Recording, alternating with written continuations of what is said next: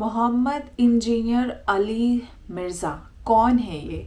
तो मैंने जब इनके बारे में रिसर्च करा तो मैंने ये देखा कि ये एक रिसर्च स्कॉलर हैं, एक गवर्नमेंट डिपार्टमेंट में काम करते हैं और ये ऑनलाइन लेक्चर्स डिलीवर करते हैं और इनके लेक्चर्स बेस्ड होते हैं कुरान एंड सुन्नत। सुन्नत बेसिकली होता है वो प्रैक्टिसेस, वो ट्रेडिशंस यानी वो कल्चर्स जो प्रॉफिट मोहम्मद फॉलो करवाते थे, यानी प्रॉफिट मोहम्मद से रिलेटेड क्या ट्रेडिशनल कल्चर्स है, ट्रेडिशनल यानी प्राचीन कल्चर्स, उनकी प्रैक्टिसेस, उसके बेहाफ पे प्लस कुरान में जो बातें लिखी हैं उसके बेसिस पे ये ऑनलाइन लेक्चर्स डिलीवर करते हैं। इनकी अपनी कुछ रिसर्च बेस्ड एविडेंस फैक्ट्स ये देते हैं। तो एक बहुत इनका फेमस वीडियो है इंसान की औकात। हाउएवर वीडियो से काफ़ी कुछ क्लियर है मगर अंदर शायद इन्होंने इस चीज़ को काफ़ी और डिटेल में डिस्कस करा होगा। मे बी उनका वीडियो देखने से पहले मैं ये शायद मानती हूँ कि शायद वो डिस्कस करना चाहते होंगे कि know what is the value of people, यानी हम सबकी एक्चुअली औकात क्या है भगवान के सामने या अल्लाह के सामने, हम क्या चीज़ हैं। मेरे हिसाब से ये है। बाकी आइए वीडियो देखते हैं फिर पता करते हैं, क्योंकि काफ़ी ज़्यादा सुना है मैंने इनके बारे में and I really want to know कि जो एक रिलीजियस प्रैक्टिस, जैसे हमने पहले भी सुना है तारिक जमील साहब हैं, तो वो एक प्रीचर हैं और ये एविडेंस बेस्ड रिसर्च बता रहे हैं कुरान एंड सुन्नत के बेसिस पे। तो दोनों में क्या डिफरेंस हो रहा है वो मैं ज़रूर यहाँ पे देखना चाहूँगी। तो पहले आइए वीडियो स्टार्ट करते हैं, फिर हम बात करेंगे कि दोनों की आइडियोलॉजी में क्या डिफरेंसेस हैं, क्या सिमिलैरिटीज़ हैं। तो आइए शुरू करिए। अलम नखलुकुम मिन माइन महीन, क्या हमने तुम्हें एक हकीर पानी से पैदा नहीं किया, एक मनी के कतरे से। और वो इतना हकीर है कि आम गुफ्तगू में उसका जिक्र करना भी इंसान पसंद नहीं करता, इतनी हकारत से उसे समझा जाता है। जिस्म से निकल जाए तो गुस्ल फर्ज हो जाता है, कपड़े धोने जरूरी हो जाते हैं, उससे जान छुड़ाना जरूरी हो जाता है। इसी के अंदर अल्लाह ताला ने इंसान की औकात रख दी है कि इंसान कभी अपनी पैदाइश के ऊपर गौर करे तो कभी उसके अंदर अकड़ नहीं आ सकती। और देख लें कोई दुनिया का बड़े से बड़ा इंसान, उसकी पैदाइश हुई उसी तरीके से। एक हजरत ईसा अलैहिस्सलाम और हजरत आदम अलैहिस्सलाम की एक्सेप्शन मिलती है ना, अदरवाइज बड़े से बड़ा कोई पैगंबर हो, बड़े से बड़ा कोई फिलासफर हो, बड़े से बड़ा कोई जो है वो साइंटिस्ट हो, वो पैदा उसी तरीके से हुआ है, एक हकीर बेकदर पानी से। तो अल्लाह फरमाता है क्या तुम्हें हमने उस हकीर पानी से पैदा नहीं किया। फजअलनाहु फी क़रारिन मकीन, फिर हमने उसे रख दिया एक महफूज जगह, रहम मादर में, माँ के पेट के अंदर बड़ी मजबूत जगह, 3 यानी परतों के अंदर अल्लाह ताला ने उसे महफूज किए। एक जिनीन की फॉर्म में, एक एम्ब्रियो की फॉर्म में, फिर उसके अंदर अल्लाह ताला ने जिस तरीके से नक्शो नगारी फरमाई है वो तो ना माँ को पता होता है ना बाप को पता होता है। माँ बाप वैसे इज्जत अवेल करते रहे, वो तो बेचारे जरिए हैं, सिर्फ करने वाला तो अल्लाह है। ना बाप को पता होता है कि क्या हुआ, ना माँ को पता होता है कि क्या हुआ। इला क़दर मालूम, एक मुअय्यन मुद्दत तक के लिए। फ़क़द्दरना, तो हमने एक अंदाज़ा ठहराया। फ़निअमल क़ादिरून, तो कितने ही बेहतर हम अंदाज़ा ठहराने वाले हैं। वैलुन यौमइज़िन लिलमुकज़्ज़िबीन, लेकिन याद रखना ये जो हमने पैदा किया और दुनिया में भेज दिया, ये इसी तरीके से तुम्हें छोड़ नहीं दिया। सीरियस क्रिएशन हो तुम अल्लाह की, उसने तुम्हें किसी मकसद के लिए पैदा किया है। और इसमें ही क़यामत मुज़मिर है इसी जुमले में कि वैलुन यौमइज़िन लिलमुकज़्ज़िबीन। अब जो फिर रब को रिस्पॉन्स नहीं करेगा उसके लिए तबाह बर्बादी है फिर क़यामत वाले दिन। तो ये अल्लाह ताला ने एक इंसान को उसकी औकात याद करवाई है कि तेरी कोई हैसियत नहीं थी।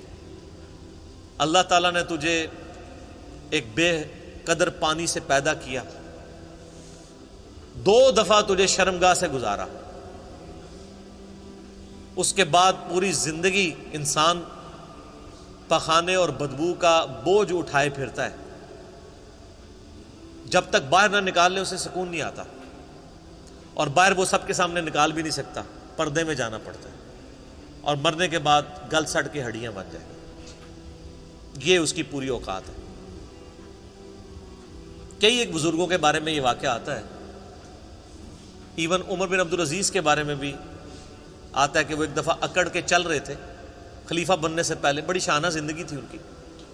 تو طاؤس تابعی تھے رحمہ اللہ تعالی، جو ابن عباس کے شاگرد ہیں. تو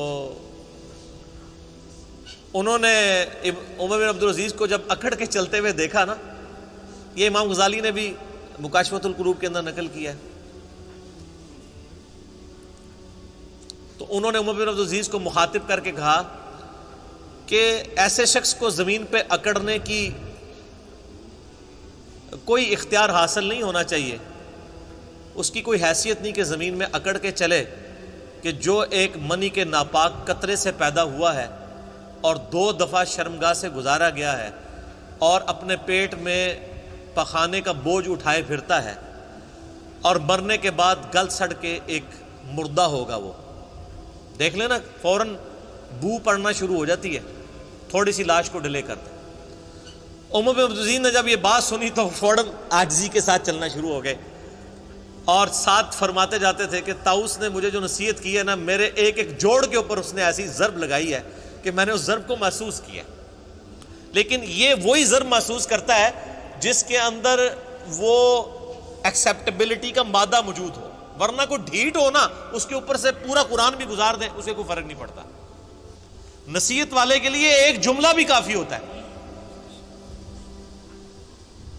اسی طرح کا واقعہ حجاج ابن یوسف کے بارے میں ملتا ہے کہ وہ بھی بڑا اکڑ کے چل رہا تھا، اور طاؤس تابعی گزر رہے تھے تو پیچھے سے کسی نے اناؤنسمنٹ کی کہ بھی راستہ چھوڑ دو، گورنر حجاز آ رہے ہیں.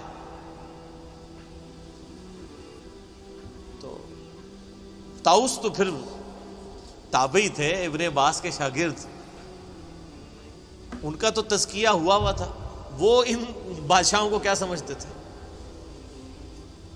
حالانکہ سینکڑوں صحابہ کا قاتل ہے حجاج ابن یوسف، اتنا ظالم شخص تھا.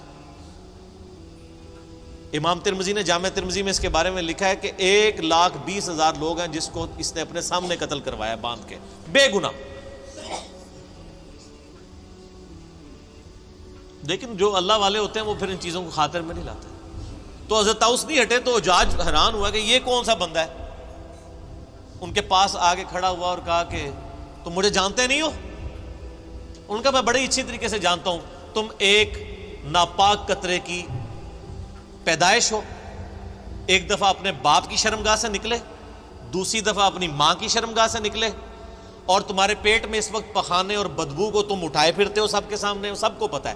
یہ وہ حقائق ہیں جس سے کوئی انکار نہیں کر سکتا. اور مرنے کے بعد تم گل سڑ کے ایک مردے کی فارم میں پڑے ہوگے. میں بڑے اچھے طریقے سے تمہیں جانتا ہوں. وہ یہ سمجھ رہے تھے کہ یہ کہے گا کہ تم جو آل امیہ کے جو اتنے بڑے گورنر ہو. انہوں نے کہا میں بڑے اچھے طریقے سے جانتا ہوں.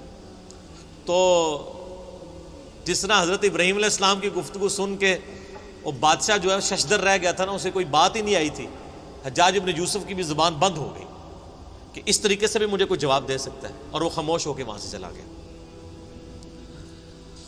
سر ان لوگوں کی تربیت قرآن سے ہوئی تھی. یہ جو جملے بولا کرتے تھے نا، وہ قرآن سے ہی بولا کرتے تھے نا.